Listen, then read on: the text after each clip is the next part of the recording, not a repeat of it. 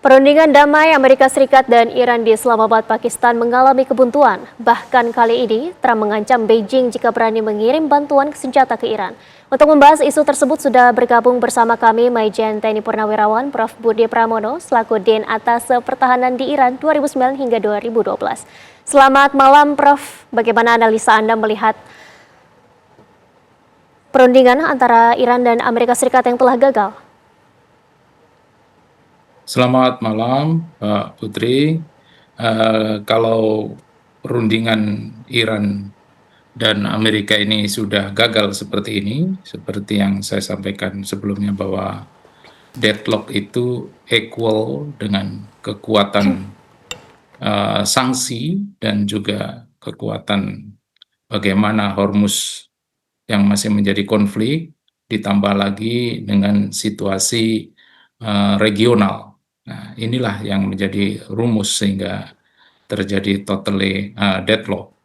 Kalau saya melihat bahwa memang deadlock itu sudah terjadi seperti itu, maka kelanjutan situasi yang ada ini akan terjadi serangan-serangan terbatas.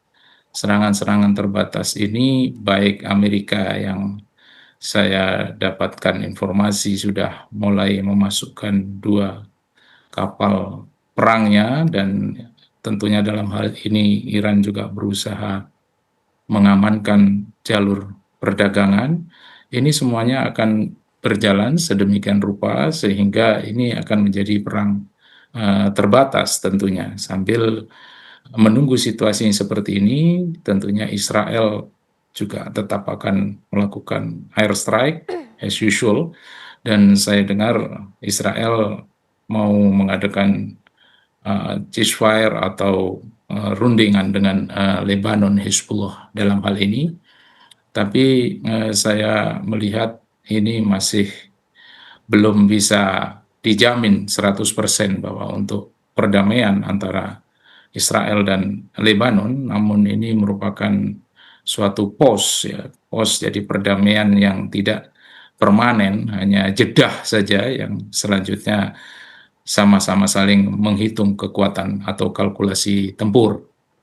Lalu saya lihat dari sisi Israel dan Hizbullah memang agak perlu dianalisa secara dalam. Kalau kita lihat dari kalkulasi tempur, katakanlah dari perspektif intelijen, tentunya Israel ini unggul dalam perspektif intelijen. Kenapa demikian? Karena kemampuan Mossad ini yang mampu mempetakan kekuatan di luar negeri dan juga dalam negeri, tapi Hizbullah dan Lebanon dalam hal ini hanya mengurus dalam negeri saja. Kemudian kemampuan-kemampuan yang lain, baik itu AI maupun drone atau high-tech sekalipun, tentunya Israel dalam hal ini masih unggul. Sedangkan kalau kita lihat dari operasional, ya, operasional dengan pertahanan, budget pertahanan yang lebih besar, jauh lebih besar Israel dan daripada Lebanon. Kemudian personilnya juga di mana Israel 170.000 lebih, sedangkan Lebanon hanya sekitar 50 sampai 60.000 lebih. Logistik kalau kita lihat, Israel merupakan negara yang masih masuk dalam 20 tertinggi budget for defense gitu kan. Sedangkan kalau kita lihat Lebanon masih sekitar 118 peringkatnya dari 145 negara. Nah, di sini Mbak, kalau misalnya kita lihat baik dari sisi intelijen, operasional, personil, maupun logistik, kelihatannya bahwa memang Israel ini lebih unggul daripada Lebanon. Nah, kemudian pertanyaannya, kenapa dia uh, ingin mengadakan perundingan dengan Lebanon? Ini tentunya ini hanya pos dalam artian kedua-duanya tidak siap untuk menggelar perang besar tentunya. Israel sendiri juga harus sudah mulai sekarang, kalau saya lihat ya hampir-hampir mirip dengan bagaimana strateginya Trump, yaitu off-ramp, ya. Jadi dia mundur pelan-pelan atau menepi pelan-pelan agar tidak kelihatan malu. Cuman kalau Trump di sini politically reason, Tapi kalau saya lihat dari Israel ini cenderung ke economically reason atau bahkan militarily reason. Kenapa demikian? Karena alasan secara militer saat sekarang ini Israel tidak mau fokus ke Lebanon, tidak mau fokus ke arah Hizbullah. Kenapa? Karena dia mau fokus ke bagaimana urusan Gaza, bagaimana urusan Iran dalam hal ini.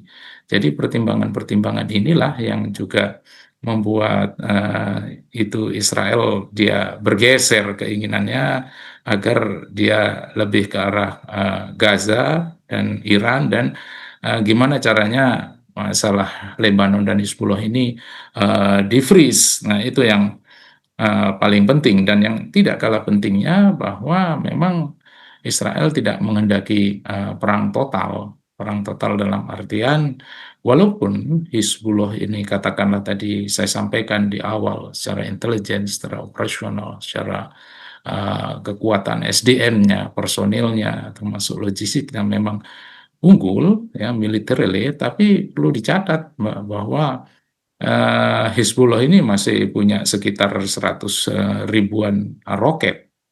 Jadi kalau 100 ribuan roket ini dimainkan oleh Hizbullah, Lebanon, ini cukup menghancurkan baik itu Tel Aviv maupun Haifa dalam hal ini.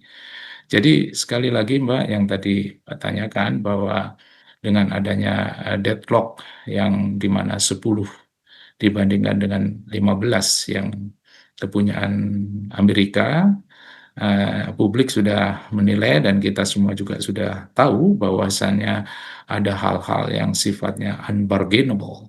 Unbargainable-nya bagi pihak Iran bahwa Hormuz harus tetap di bawah fully control karena Iran sadar bahwa itu belong to Iran ya secara kedaulatannya penuh ada di Iran dalam hal ini dan Iran tentunya untuk enrichment nuclear enrichment itu termasuk salah satu yang unbargainable tentunya karena ini merupakan salah satu national interest dari sebuah negara yang namanya Iran. Selalu saya sampaikan bahwa ketika kita bicara Iran, tentunya kita tidak bisa lepas dari trisulanya Iran. Trisulanya Iran adalah baik itu nuklir, baik itu minyak, baik itu power of Syiah dan geographical reason ya, yang naturally fortress yang selalu saya sampaikan bagaimana konturnya Iran dan yang tidak kalah pentingnya adalah bagaimana proksinya Iran.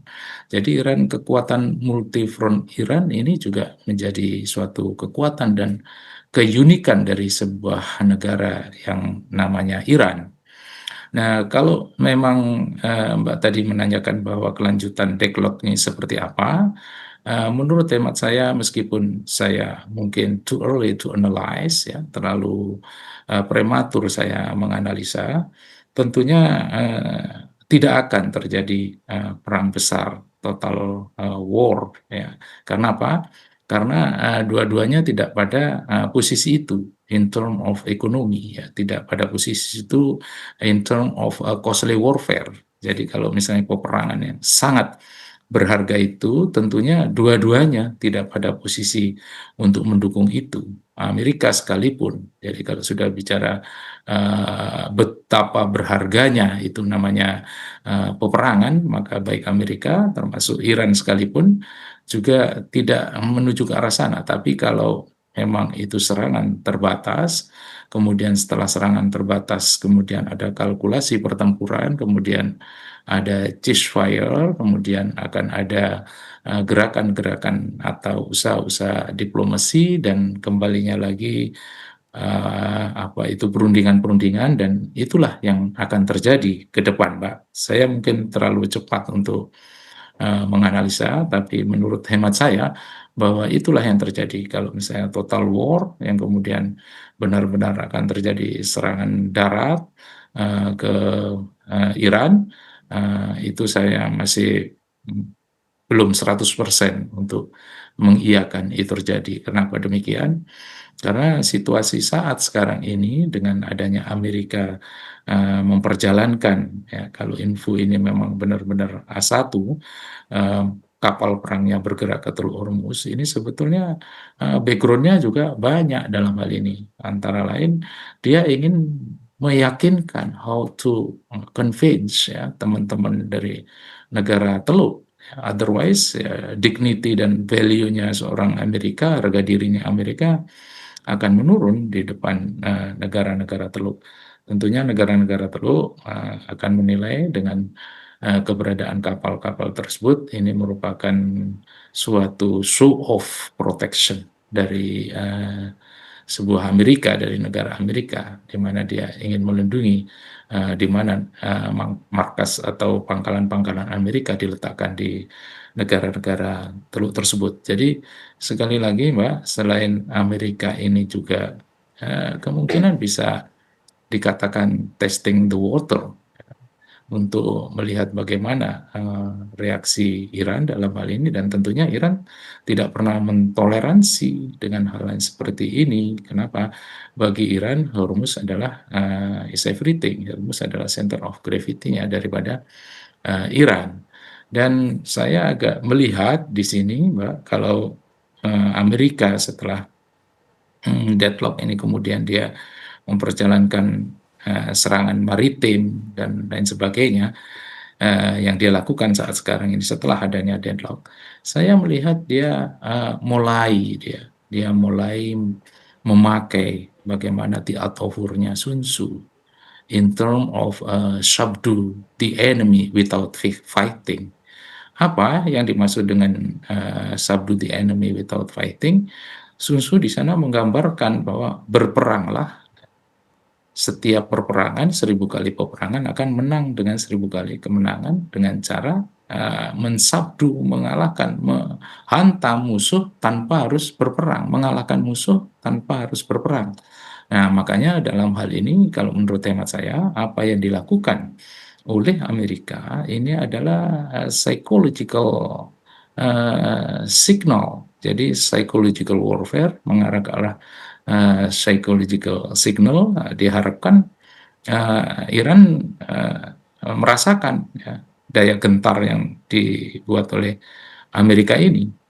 Ini tentunya juga menunjukkan kepada sekalian negara-negara besar yang lain yang dia juga berperan atau intertwine dengan negara-negara Teluk economically, seperti Cina misalnya. Nah, ini juga merupakan bukan hanya sekedar bluffing strategi, ya, bahwa ini adalah gertakan-gertakan Iran saja, namun ini sudah merupakan psychological signaling. Jadi secara psikologis ini adalah perang-perang psikologis, perang yang dengan menunjukkan signal-signal yang ada bahwa ini merupakan show of protection. Jadi sekali lagi, Mbak, ini semua akan tetap berlanjut kalau menurut saya sampai eskalasi ini meningkat. Kenapa demikian? Karena ya memang itulah kira-kira direct effect, ya, dampak secara langsung dari akibat deadlock tersebut. Nah, tentunya ini semua akan berpengaruh, Mbak, economically, ya. Yang namanya pasokan minyak terganggu, di mana 20% harus lewat Hormuz. Ini semua terganggu, dan ini adalah sangat membebani Trump dalam hal ini, terutama situasi domestik yang semuanya menjerit karena berbagai bahan yang ada di dalam negeri, segalanya meningkat akibat karena minyak yang meningkat. Dan tentunya sekali lagi ini juga tidak bisa dikatakan bahwa ini tidak ada pengaruhnya terhadap pribadi Trump dengan adanya the next election di bulan November ke depan. Jadi mungkin itu, Mbak, yang saya bisa sampaikan bagaimana efeknya sampai Israel juga mencoba berunding kepada Lebanon, kemudian bagaimana psychological signal yang dilakukan dua kapal tempur Amerika yang bergerak di Hormuz, dan ini semua mau tidak mau Hormuz semakin menjadikan Iran sebuah center of gravity yang benar-benar dia harus lindungi national interest-nya. Kira-kira itu, Mbak. Baik, Prof. Kami juga penasaran bagaimana analisa Anda karena baru-baru saja ini Trump mengancam Cina apabila Cina ini turut memberikan bantuan senjata kepada Iran. Namun akan kita bahas dan juga kita tilik analisa dari Prof. Budi Pramono. Usai jeda, tetaplah bersama kami di Breaking News TV One. Dan pemirsa, kita akan lanjutkan dialog kami dengan Prof. Budi Pramono. Prof, selamat malam. Apakah masih terhubung?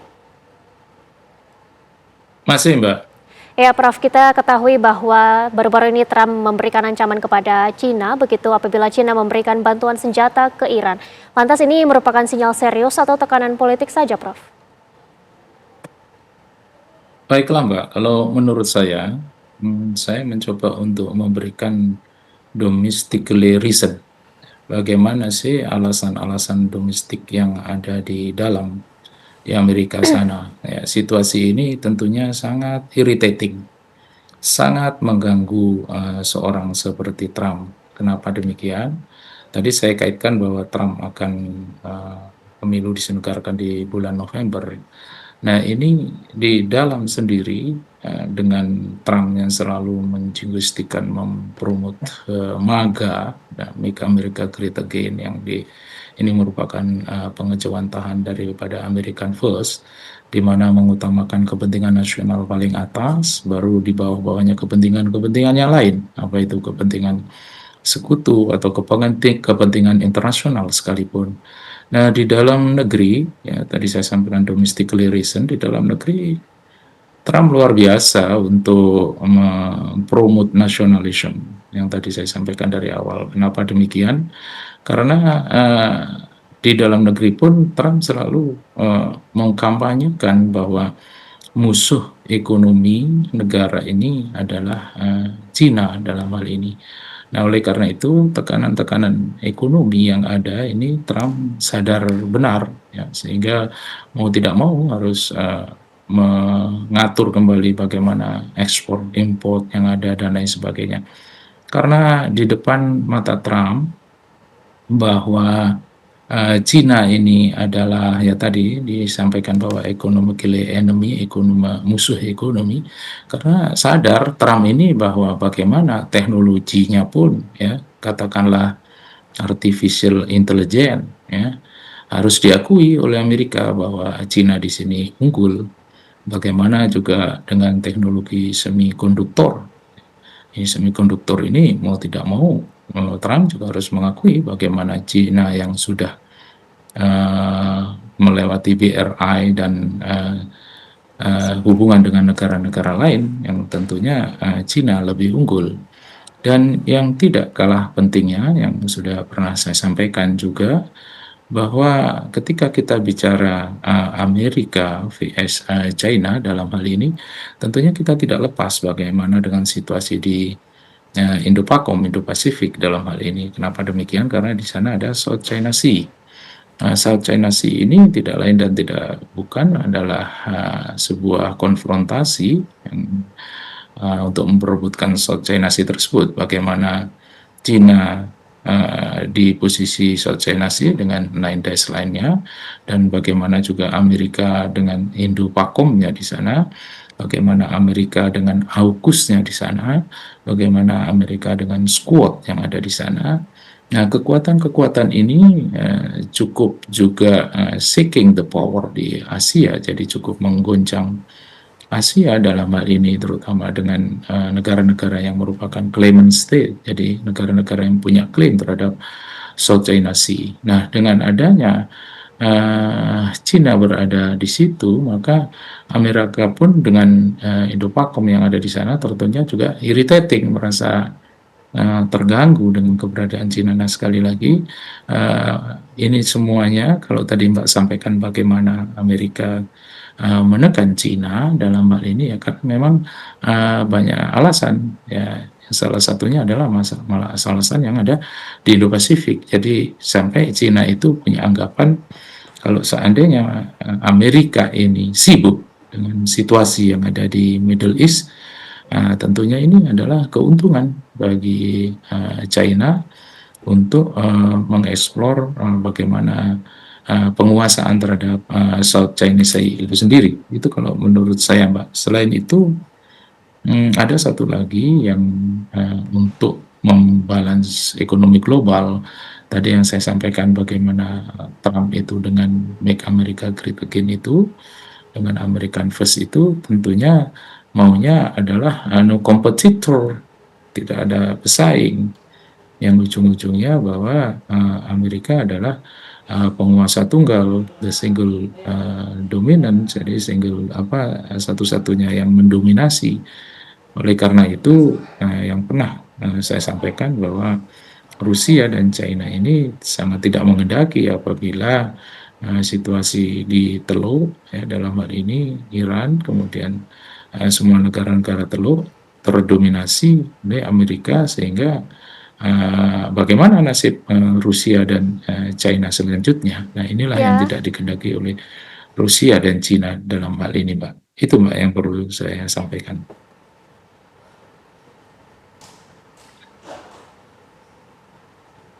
baik Prof. Budi Pramono, terima kasih atas analisa dan bincang-bincang kita tadi mengenai pasca gagalnya perundingan Iran dan juga Amerika Serikat dan juga hal-hal lainnya. Terima kasih Prof. Selamat malam dan juga selamat beristirahat.